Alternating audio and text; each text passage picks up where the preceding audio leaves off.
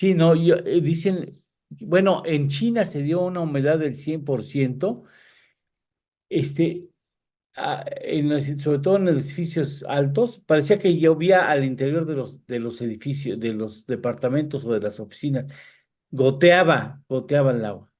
Están las imágenes padrísimas. Pero bueno, nos da mucho gusto recibirte de nuevo, Carlos. Gracias por estar con nosotros. Muchas gracias, Eduardo. Es un gusto para mí No, también. muchas gracias. Qué bueno. Lamento no tener mejores noticias en Sí, términos de oye, creo que paz. viene.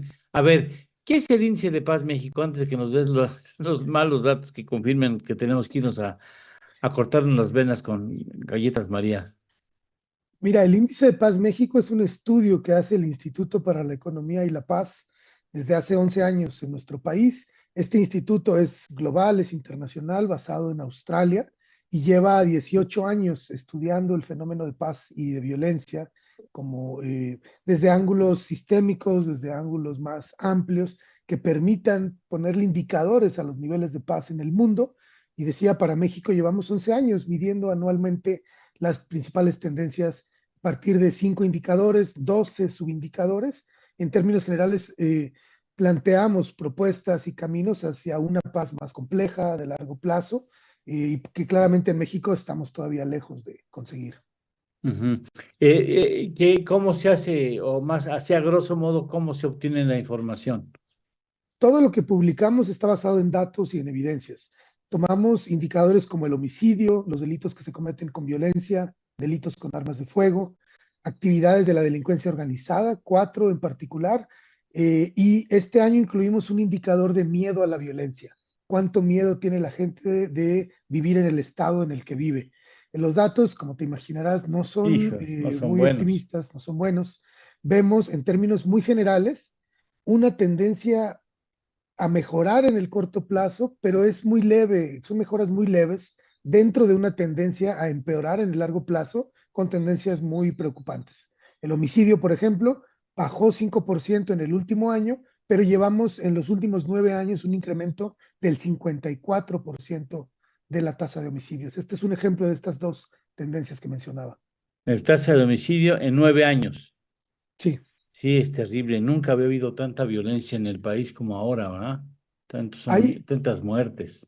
hay indicadores que están en máximos históricos. Por ejemplo, nunca había habido tantas personas reportadas como desaparecidas, 12,000 en 2003. Nunca había habido un número tan alto de feminicidios. Están en máximos históricos la violencia sexual, la violencia familiar. Y pues lo que queremos ver son políticas públicas reales, verdaderamente articuladas, con indicadores, con objetivos claros, que conecten con el orden municipal de gobierno, que convoquen a otros actores, a otros sectores sociales, pero otra forma de violencia que a la que le damos seguimiento también es la polarización. En un país dividido, polarizado, donde las personas vamos asumiendo posturas extremas que no dialogan y que solo descalifican, pues es muy difícil la colaboración intersectorial. ¿Qué tan fuerte? ¿Tienes algún dato que nos puedas compartir sobre la polarización, que me parece que es algo muy interesante? Sí, es un fenómeno global que se da en Estados Unidos, en Brasil, en Argentina, Francia, Sudáfrica, pero México pues no es ajeno a este fenómeno. Lo que vemos es que las personas van asumiendo posturas cada vez más intolerantes hacia los otros. En México el mejor ejemplo es el partidismo político, ¿no? En medio de un año electoral. Nosotros incluimos un análisis de la brecha entre la aprobación de la gente hacia pues lo que llamamos tradicionalmente un gobierno de izquierda, que ya está muy desdibujada esa línea Sí, de izquierda a derecha, pero llamamos la aprobación hacia un gobierno de izquierda y la aprobación hacia los partidos de oposición llamados de derecha también. Entonces, esa brecha, cuando vemos el gráfico, se va abriendo en los últimos 10 años, lo cual nos habla de una postura cada vez más extrema, cada vez más intolerante, cada vez dialogamos menos, y en lugar de obtener opiniones matizadas, que digamos, mira, hay cosas buenas, hay cosas malas, todo se vuelve un blanco y negro. Esto es peligroso porque así han surgido las mayores manifestaciones de violencia en la historia de la humanidad. Nos volvemos intolerantes, deshumanizamos a los otros, les ponemos nombre, lo construimos como un enemigo a la persona que piensa distinto a mí, y esto deshumanización del otro me permite tolerar e incluso cometer violencias contra aquella persona, pues ya no es un ser humano, pues es su culpa lo que está mal, su pensamiento no merece respeto, etcétera, ¿no? Oye, a ti como conocedor muy amplio de esos temas, ¿qué es lo que más te preocupó de este índice de Paz México 2024? Ya decía que hay indicadores que están en máximos históricos. El problema no es solamente la cantidad de violencia que estamos viendo, estamos frente a un escenario complejo de violencia, es decir, no solamente estamos frente a la violencia homicida, frente a los grupos criminales disputándose territorio, sino que hay violencias interpersonales como la violencia familiar. Eso tiene que ver con la cultura, con la forma en que nos relacionamos. Hay violencias institucionales como los niveles de corrupción, de impunidad, el sistema político partidista que alimenta esta polarización, y pareciera que las herramientas que tiene el país para salir adelante, para salir de la crisis, también se van deteriorando. Han bajado desde la mirada de lo que llamamos la paz positiva, los factores de resiliencia social, la capacidad institucional, las desigualdades han ido empeorando también. Entonces, cada vez más, en todos los niveles, órdenes y partidos, tenemos gobiernos de peor calidad, con estrategias de peor calidad, menos confianza, más desigualdad, no está claro el combate a la corrupción, no tenemos programas específicos, directos, bien diseñados, que reduzcan la corrupción, que eleven la ética pública, y todo esto va dando cuenta del deterioro de las herramientas que nos ayudarían a salir de la crisis. Otro tema que ya mencionamos es la falta de estrategias de colaboración intersectorial. Oye, decías el miedo, es uno de los factores nuevos, digamos, ¿no?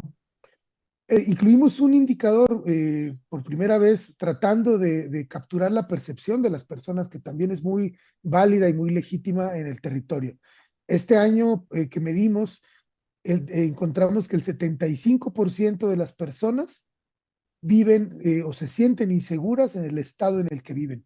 Y hay casos extremos como Zacatecas, por ejemplo, donde el 92% de la población dice sentirse insegura en el estado, en todo el estado. Esto es ya generalizado.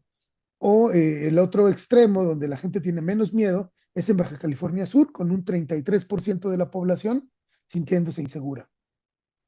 Oye, ¿qué pasa? ¿Qué se hace con esto? ¿Ya lo obtienes? ¿Y dónde se envía? ¿Con quién se colabora? ¿A quién se le participa? ¿Quién lo analiza? No solamente nacional, ¿eh? Me imagino que esto tiene alcance evidentemente internacional. Hacemos un gran esfuerzo, al menos el mayor esfuerzo que podemos hacer para difundir los contenidos, los resultados. Todo está basado en datos, no estamos tratando de Sí, claro. favorecer a unos, a otros, o No, a no, no. personalizarlo. Y normalmente tratamos de tener buena interlocución con autoridades estatales, con autoridades federales, con medios internacionales, cámaras empresariales, universidades. Hemos estado colaborando con este movimiento que se llama Diálogo Nacional por la Paz, que promueve la Iglesia Católica y los jesuitas, bajo una lógica de dialogar entre sectores justamente. Sí, qué barbaridad. Ahora, internacionalmente lo participan, lo difunden.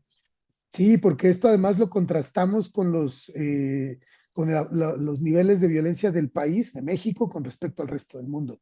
México, en la última medición internacional que hacemos también, ocupó la posición 136 de Uf, 163 países. Es decir, o estamos sea, muy hay abajo también. tantos menos, más malos que nosotros, en más mal estado que nosotros. Pues algunos, pero son países, por ejemplo, como Venezuela, África. Ah, bueno, África. Venezuela. Pobre Estamos Venezuela. en ese barrio No de me países que digas. tienen graves problemas, que no deberíamos estar ahí. Hemos caído muchas posiciones en los últimos Sí. 10 años. Oye, y además, los inversionistas, cuando vienen aquí a invertir miles de millones de dólares, toman como referencia a ver cómo está la electricidad, cómo está la seguridad, cómo están las carreteras, cómo están las instituciones, cómo está el asunto de corrupción, cómo está el índice de paz. Son elementos que se ponen en la balanza, ¿no? Finalmente. Fíjate que nosotros tomamos 8 factores fundamentales que llamamos los 8 pilares de paz positiva para garantizar esta resiliencia, estas herramientas que yo mencionaba antes. Uno de estos 8 factores es la economía y lo entendemos como reglas claras para las inversiones, garantías para quienes desarrollan una actividad económica y también entendiendo el impacto de la economía en los niveles de paz, medimos cada año para México el impacto económico de la violencia. ¿Me permites? Te comparto un par de datos. Sí, por favor, Esti- sí, Estimamos que durante 2023 el gran impacto, un impacto amplio, que si quieres explico un poco más adelante, sí, por el gran favor. impacto económico afectó hasta por 20% del PIB nacional a nuestro país. Esto es 4.9 billones de pesos o en términos per cápita, a cada mexicana y mexicano en 2023, la violencia nos costó 37,400 pesos. La pregunta es, ¿qué podríamos hacer con este dinero? Las familias, las empresas, los gobiernos. Uh, Eh, ¿Qué agenda antes de la violencia, hace 18 años, antes de que explotara la violencia así, qué agenda estaba pendiente? La pobreza, la educación, la salud, la cultura. Sí, imagínate ese dinero invertido en cosas positivas. Y es que además, Eduardo, ha salido muy cara la violencia, pero no la hemos resuelto. Si dijéramos bajó mucho la violencia o ya tenemos los niveles de paz que queríamos, nos salió muy caro económicamente, diríamos valió la pena, tal vez, se salvaron vidas, se evitó sufrimiento, pero sale muy cara, se gasta mucho dinero y no estamos resolviéndola. Qué terrible, ¿no? Tú que estás en contacto con el proceso de investigación, la obtención de los datos, la recuperación de los mismos, el análisis, para ustedes ha de ser terrible ver el deterioro que se está generando, que se ha generado en el país, ¿no? Mira, es muy sorprendente en qué país desaparecen 12,000 personas en un año y no se declara una Mm. emergencia nacional. Deberíamos parar todo y decir, ¿dónde están estas personas? ¿Quién se las lleva? ¿Por qué se las llevan? ¿Para qué? ¿Dónde? Tratar de entender mejor estos fenómenos. ¿En qué país se llega por tercer año consecutivo a máximos históricos de feminicidio, de violencia sexual, de violencia Y familiar? no se hace nada. Y no se declara decir, paren todo, ¿no? Se están violentando a las mujeres de manera gravísima. Sí. Entonces, así con los jóvenes, así con los niños, así con las personas más vulnerables, con las víctimas de las violencias.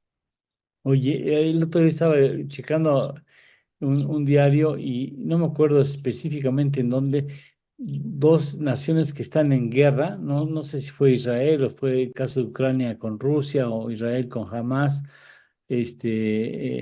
y bueno, México por mucho, las muertes en México son por mucho más grandes que las muertes que se han producido en esas zonas de conflicto armado en el mundo. Llevamos más de 270,000 Sí. víctimas en los últimos 8 años, sin contar dentro de las más de 120,000 personas desaparecidas. Sabemos que algunas de ellas probablemente están sin vida ya, fueron Sí, asesinadas. es muy Entonces, probable.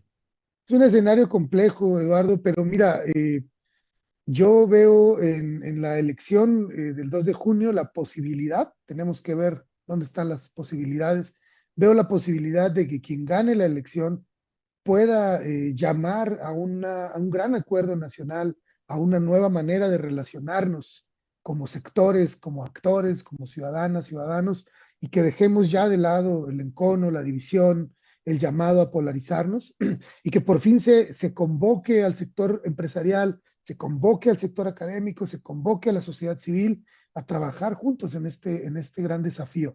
No se puede superar la crisis de violencia desde un solo actor o desde solamente el gobierno.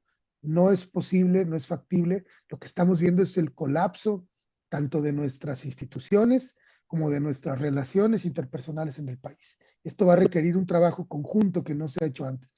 ¿Dónde podemos consultar el índice? Pueden descargar de manera gratuita nuestro informe en indicedepazmexico.org. Hay muchísima información, hay muchos datos. Quienes hacen proyectos, quienes quieren tener una conversación más informada, donde no se descalifiquen simplemente, aquí puede haber datos, argumentos, estadísticas. Te agradecemos mucho que tengas no solamente la gentileza de estar aquí, que estén puertas abiertas para ustedes de manera permanente, sino que tengan esa iniciativa y realicen esos trabajos que son fundamentales para entender la realidad nacional. Muchísimas gracias. Pero pronto, nada más deja que terminen las elecciones y le damos otra revisada, ¿no? Me parece que es importante, porque seguirá siendo un tema prioritario o debe ser un tema prioritario nacional. Yo te agradezco, Eduardo, este espacio que siempre nos concedes y saludos a quienes nos ven y nos escuchan. Muchas gracias. Hasta muy pronto, Carlos. Gracias. Gracias. Gracias. Hacemos una pausa.